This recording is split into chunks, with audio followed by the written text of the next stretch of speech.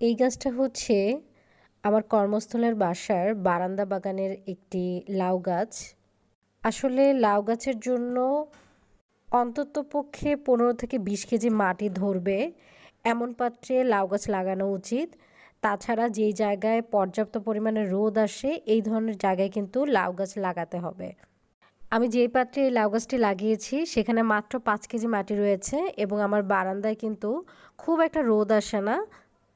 এই আধা ঘন্টা মতো হালকা একটা রোদ আসে, যার ফলে এই লাউ গাছে যতই সুন্দর ফুল আসুক লাউ কিন্তু হবে না। এখন জিজ্ঞেস করতে পারেন তারপরও আমি কেন গাছ লাগিয়েছি? গাছ লাগিয়েছি মূলত শখে আর শাক পাতা খাওয়ার জন্য। লাউ গাছে যেই লাউ শাক হয় সেটা কিন্তু খাওয়া যায়। আমি কিন্তু আমার বারান্দা বাগানে এই লাউ গাছ কুমড়া গাছ লাগিয়েছি শুধুমাত্র শাক খাওয়ার জন্য। আর ফুলগুলো দেখুন কি সুন্দর, মাশাল্লাহ।